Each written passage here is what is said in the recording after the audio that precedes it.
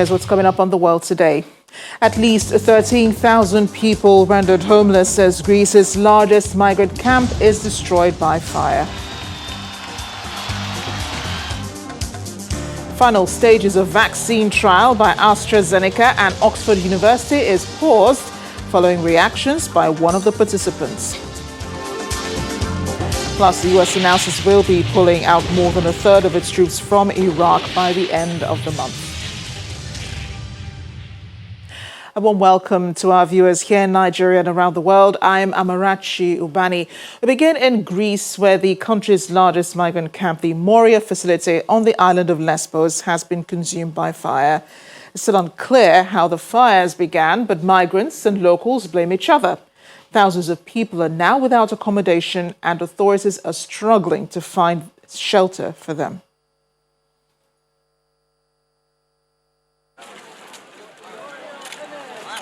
The fire at the Moria facility broke out early Wednesday morning, burning tents and forcing people to evacuate. The camp hosts more than 12,000 people, and that's more than 4 times its stated capacity, and has spilled out in the area surrounding the facility, where makeshift shelters and tents were engulfed in the flames. At least 28 firemen with 9 fire engines aided by volunteers have been battling the flames. As the morning progressed, drone videos showed the extent of damage in the camp. While authorities investigate the cause of the fire, Athens puts Lesbos under a state of emergency and sends police reinforcement to the island, which lies just off Turkey, to help keep order. Initial reports suggested the fires broke out at different locations in the sprawling camp after authorities tried to isolate some individuals who had tested positive for COVID-19. On the ground, thousands remain stranded, no idea where they should go or who to turn to. Very difficult, the situation is very bad. We say it's from all people from road. Now you come, take everybody who want to go is living here because it's problem. The fire make the night is now. Been living in Moria camp for almost a year, and now actually we're out of the camp because the camp burned yesterday, and all of the refugees ran away from the fire. And it was a really big fire, and almost all the camp burned. And we don't know where to go, and all the refugees are outside. And meantime, Germany has offered assistance to Greece. The spokesperson says Berlin's interior minister is in close contact with Greece's migration minister, and the kind of help is now being determined in intensive discussions. The German cabinet is set to be demanding a mutual European solution to the acute problem. A police official says migrants are being taken to safety. Britain's Brexit discussions and negotiations continue this week, but Prime Minister Boris Johnson says he would press on with a proposed legislation that explicitly acknowledges the government could break international law by ignoring some parts of the divorce treaty it signed with the European Union. Brushing aside warnings from Brussels, the breach of the treaty could prevent any trade deal being struck. London said in the internal market bill that it would ignore parts of the withdrawal agreement, which was only signed in January. Mr. Johnson told Parliament today the bill is a legal safety net to protect the country against extreme or irrational interpretations of the Northern Ireland Protocol or the withdrawal agreement that could threaten peace in the British province. What it also does, Bill, because I believe that his attacks on it are totally illogical. It actually represents a very substantial transfer of powers, of sovereignty to Scotland, to Wales, to North. It is a massive devolutionary act. What it also does is, and I believe this is common ground across the dispatch box. It also ensures the integrity of the UK internal market. My job is to uphold the integrity of the UK, but also to protect the Northern Irish peace process and the Good Friday Agreement. And to do that, we need a legal safety net to protect our country against extreme or irrational interpretations of the protocol, which could lead to a border down the Irish Sea in a way that I believe, and I think members around the House believe, would be prejudicial to the interests of the Good Friday Agreement and prejudicial to the interests of peace in our country. And that has to be our priority. In Belarus, Nobel Prize-winning author Svetlana Alexievich has accused authorities of terrorizing their own people as another opposition politician, Maxim Zinak, was detained by masked men in plain clothes. Zinak is the latest figure to be seized in a systemic campaign by the government of President Alexander Lukashenko to round up political leaders of a month-long mass protest movement. Zinak was detained 2 days after another opposition leader, Maria Kolesnikova, was snatched in the street by masked men, but both of them are prominent leaders of protests demanding Lukashenko's resignation following the August 9 presidential election that the opposition says was rigged. The president has denied the claims. In neighboring Russia, police have carried out searches at the Open Opposition Group's office in Moscow and the homes of several opposition activists running in local elections this weekend. Critics have described the raids as intimidation by the government. The Open Russia Group, financed by Kremlin critic Mikhail Khodorkovsky, says the police searches were taking place as part of an old criminal investigation into Yukos, a defunct oil giant once owned by Khodorkovsky. Some opposition activists have joined forces to compete in local elections across Russia. On Sunday, as part of a group called the United Democrats, they're hoping to get a toehold in regional politics that is dominated by the United Russia ruling party. Open Russia says police carried out searches at the group's offices as well as the homes of 7 people in the regions of Vladimir, Ivanovo and Tatsarstan who are either competing at the elections or helping with the campaigns.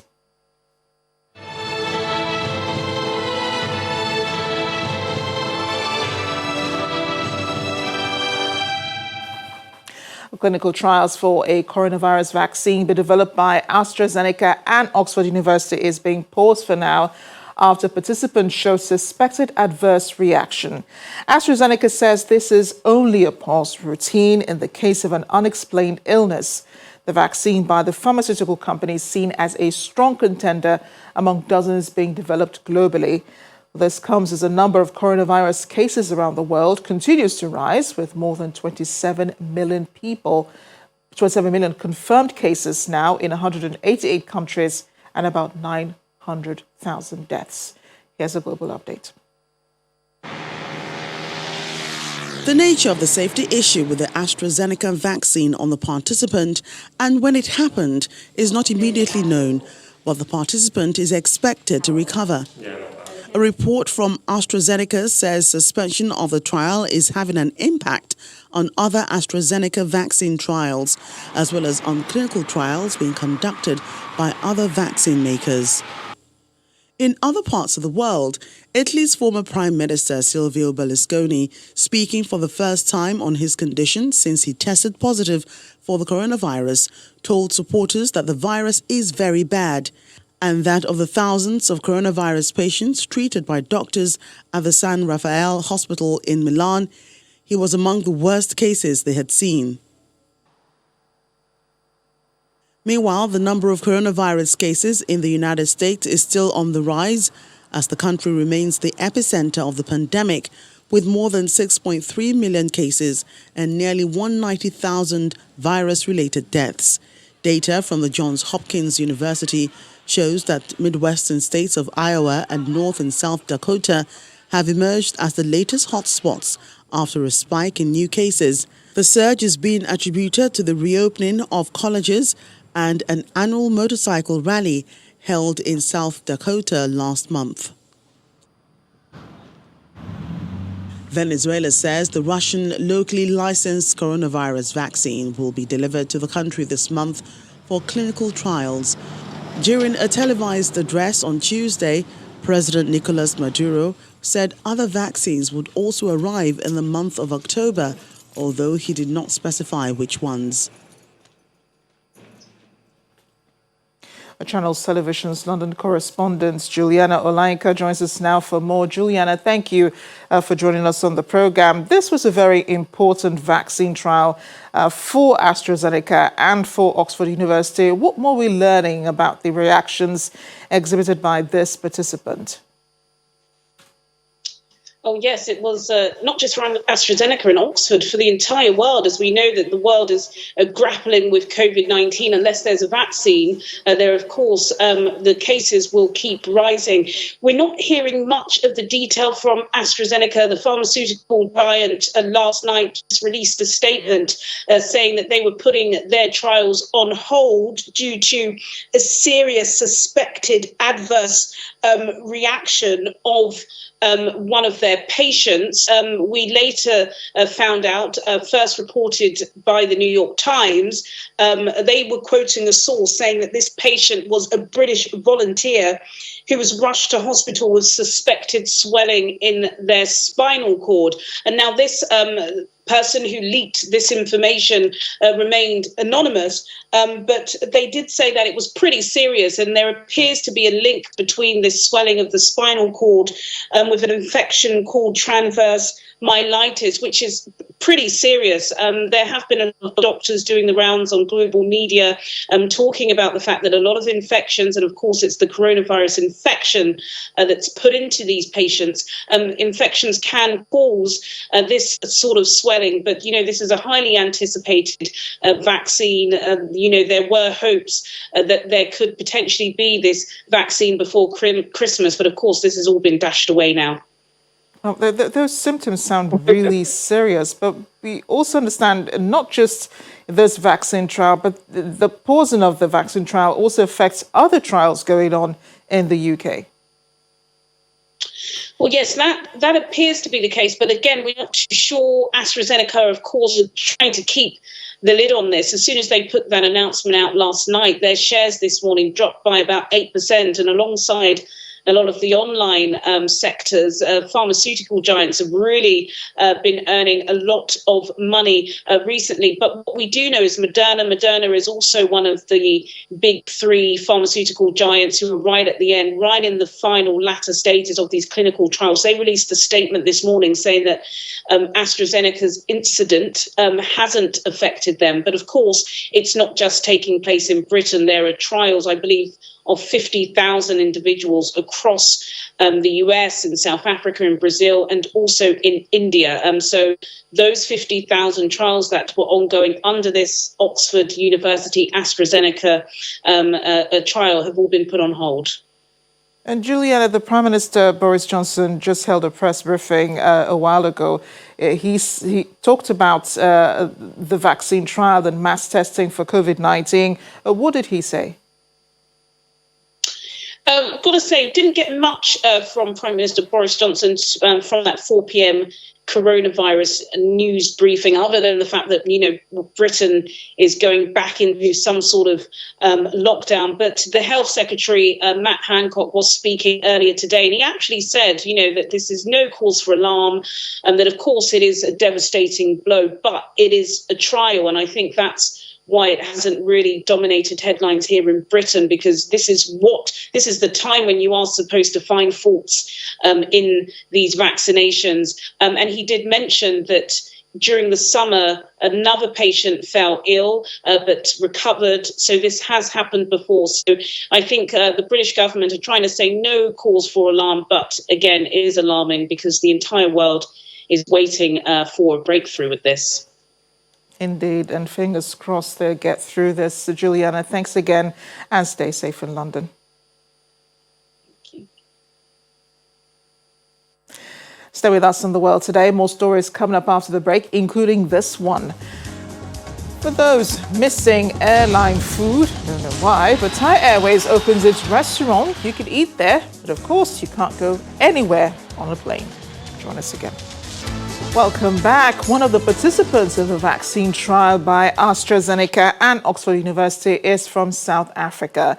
27-year-old Kensani Nkuna, who is a mother to a toddler, started the trial in July and is yet to be told about the suspension of the trial, but says she's not worried since she has had no symptoms.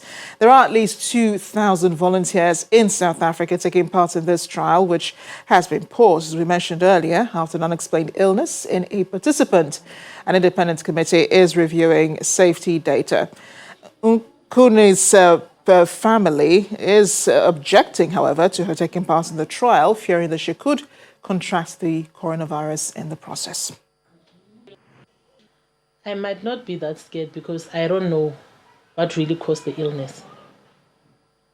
My mother was not happy at first because she thought that, what if I can die? What if I can get sick or anything can happen to me? But I tried to explain everything to her. She understands, but not at the very same time. And then my friends was like, yo, why do you have to do something like this?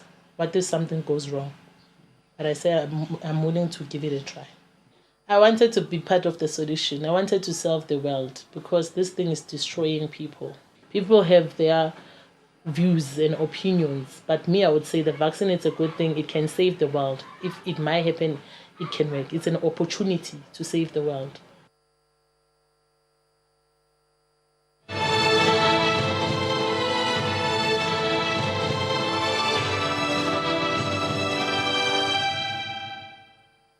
Brave of her, indeed. US citizens are still trying to wrap their heads around this one. As well, a 13-year-old boy was shot several times by police officers after his mother called 911 for help with his mental health crisis. The young man, identified as Lyndon Cameron, has Asperger's, a form of autism, is now in serious condition in hospital. His mother, Glauda Barton, says she believes police attending on Friday night when the incident happened would use the most minimal force possible. She says she told the 911 operator that her son needed to be taken to a hospital for treatment as he was experiencing a crisis because it was her first day back at work in almost a year and he had separation anxiety. During a press conference, Salt Lake City Police Sergeant Keith Horrocks said officers were called to a violent psych issue and reports that a boy, who they did not name, had made threats to some folks with a weapon, and there was no indication when they attended that the boy was armed. Meanwhile, the New York police chief has resigned abruptly, along with his command staff, following growing scrutiny over their department's handling of the arrest and death of Daniel Prude in police custody. Rochester Mayor Lovely Warren made the announcement at a news conference hours after, where she assured residents that the members of the police department would continue to fulfill their duties while maintaining restraint.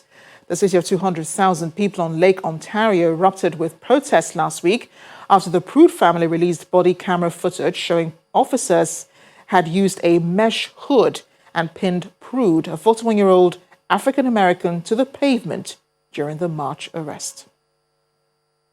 Singletary today announced his retirement along with Commando Morbido. I want to thank Chief Singletary and Commander Morbido for their service, and we appreciate them. I want to assure our Rochester community that the Rochester Police Department will continue to serve and protect our residents and our neighborhoods. Chief Singletary will remain in charge of the department through the end of the month, and I know that he and the officers will fulfill their duties. We have spoken about maintaining our restraint regarding the ongoing protests and ask all involved to remain peaceful. While the timing and tenor of these resignations is difficult, we have faced tough times before. I truly believe that we will get through this. I will be meeting with City Council to chart a path forward. I can assure this community that I am committed to instituting the reforms necessary in our police department. I know that there are many questions, but this just occurred, and honestly, I do not have the answers today. However, I will work diligently with my partners in government to provide those answers and share them with you in the coming days. Thank you. In the meantime, the United States military has announced it will be reducing its presence in Iraq from 5,200 to 3,000 troops this month, formalizing a move that had been long expected. The United States has around 5,200 troops that were deployed in Iraq to fight the Islamic State militant group. Officials in the US-led coalition say Iraqi forces are now mostly able to handle the remnants of Islamic State on their own. The US and Iraq in June affirmed their commitment to the reduction of US troops in the country coming months, with no plans by Washington to maintain permanent bases or a permanent military presence. In 2016, President Trump did campaign on ending America's endless wars, but US troops remain in countries like Afghanistan, Iraq, and Syria, albeit in smaller numbers. The toppling of Confederate statues during nationwide protests against racial injustice brought renewed attention to the importance of U.S. public monuments, very few of which were made by black sculptors.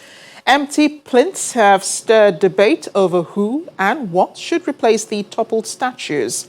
The black sculptors and historians hope the aftermath will give communities around the country a chance to honor often forgotten African American trailblazers. Of the more than 5,000 public outdoor sculptures registered in the Smithsonian American Art Museum's Art Inventories catalog, less than a quarter of the roughly 700 works of the ethnic African American category were made by black sculptors. Similarly, fewer than half of the 75 U.S. works included in Contemporary Monuments to the Slave Past, a website run by University of Maryland professor Renee Atta, were created by black sculptors.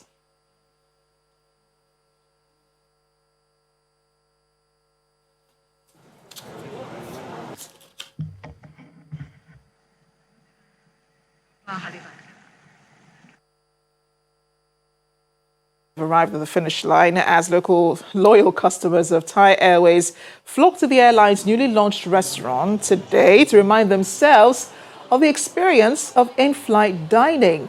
The national carrier, which for months has grounded most of its planes due to travel restrictions caused by the COVID-19 pandemic, has transformed the cafeteria of its Bangkok headquarters into an aviation-themed restaurant open to the public to satisfy their cravings for airline food. A Southeast Asian country has suspended commercial flights to try to prevent coronavirus infections. Diners, however, can still meet the cabin crew, who greet them in full uniform as they enter the restaurant, decorated with airline parts and seats to lend it an authentic aircraft feel. Each decoration has a QR code attached to it for visitors to look up information on the parts. The restaurant will serve about 2,000 meals per day. It's a way for the company to recoup some lost revenue during the coronavirus pandemic, and there are plans to turn other Thai Airways offices into similar dining experiences.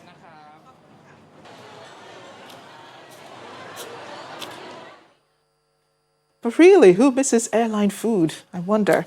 Thanks for watching. I'm Amarachi Ubani.